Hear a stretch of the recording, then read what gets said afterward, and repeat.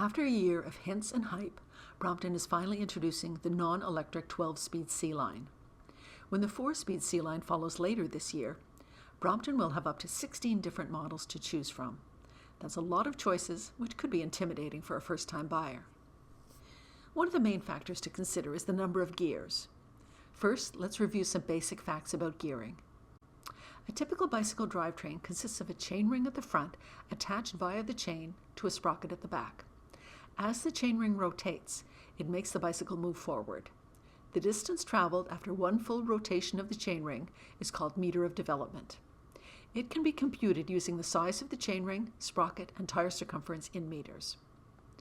For a bicycle equipped with an internal hub, the hub ratio is also factored in. Gear inch basically measures the same attributes as meter of development, but uses the tire diameter in inches instead. On a flat road, a commuter would likely use 50 to 80 gear inches, which is 4 to 6.4 meters of development. Lengthy or substantial hill climbing would require gears between 25 to 50 gear inches, or 2 to 4 meters of development.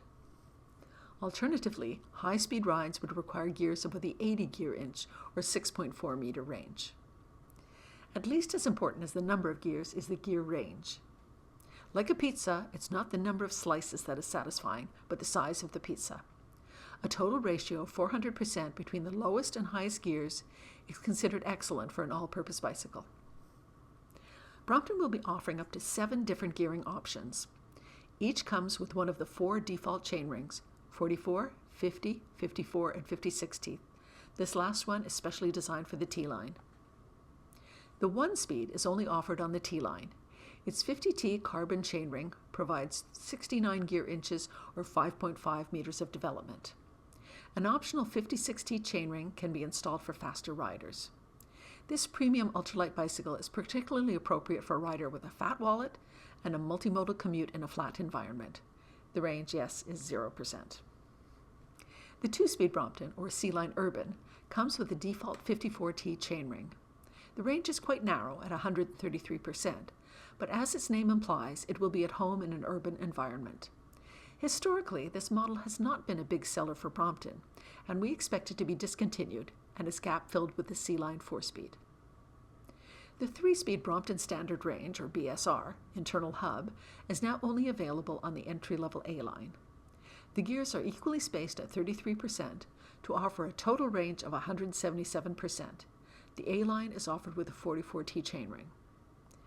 The derailleur-based 4-speed, released in 2022 on the P and T lines, will be available on the C-Line later in 2025. It's also available on all Brompton electrics. Surprisingly, its 164% range is narrower than the 3-speed. This leads some users to add an aftermarket 5th sprocket, a 21T, which extends the range to 191% to make climbing easier. If you want a lighter bike and you ride in a relatively flat environment, the 4-speed can be a good option. Your budget will dictate if you go for the C, P, or T version. The default chainring is 54T for the C and P line and 56T for the T line. The 6-speed C Explorer is built around a hybrid drivetrain combining the proprietary 3-speed Brompton Wide Range, BWR, internal hub, and 2 rear sprockets. It provides a 300% range with increments of 22 and 27% between gears. While the standard chainring is 50T, for long-distance touring you might prefer the 44T chainring, which provides an acceptable 29 gear inches or 2.3 meters of development in first gear. We suspect Brompton will discontinue the 6-speed as production of the new 12-speed ramps up. If you already own a 6-speed, you can easily extend its range using a dual chainring like the 33T 50T. This is the configuration we are presently using ourselves for touring. The 8-speed is only available on the new 20-inch wheel G-Line. The Shimano Alpine internal hub provides 307% range, and the 54T chainring delivers 29 gear inches or 2.3 meters of development. The standard 135mm rear dropout offers multiple third-party upgrade possibilities, including the Shimano Alpine 11 with 400% range, and even the roll-off 14-speed with more than 500%. The 12-speed already available on the P and T lines is now also available for the C line. The drivetrain integrates Brompton's proprietary 4-speed derailleur and BWR 3-speed internal hub. This creates a hybrid transmission consisting of 3 overlapping ranges of 164% for a total of 402%. The lower range is ideal for hill climbing, the mid-range for cruising on flat ground at a casual pace, and the higher range when speed is required. Note that gear overlap reduces the number of actual discrete gear ratios to 10. Out of those, only the first and last actually exceed the range of the existing 6-speed when using the default 52 chainring. The highest gear at 118 gear inches or 9.4 meters of development may be too high to be practical for most riders. Instead, replacing the default chainring with a 44T would provide 26 gear inches or 2 meters of development, an asset for tourers in hilly terrain. To sum up, which gearing configuration you should buy will depend on your intended use and budget. If price is the principal motivator, a new A-line offers the best deal.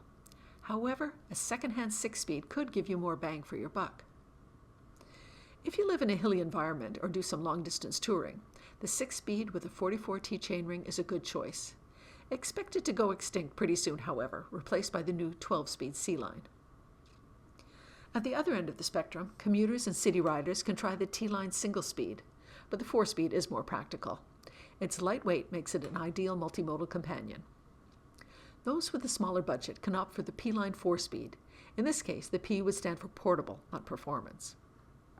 The C-line 4-speed, expected later in 2025, will be an improvement over the soon-to-be discontinued 2-speed and should also be a good balance between price, weight, and gear range. In our opinion, the added weight of an internal hub on a T12 speed is counterintuitive, negating the huge premium paid for the lighter frame weight.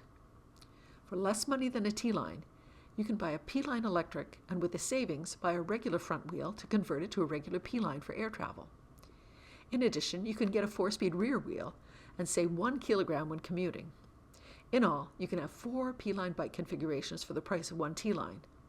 If the electric version doesn't interest you, save about 50% and still have a 4 and 12-speed P-line. Finally, let's not forget the G-line.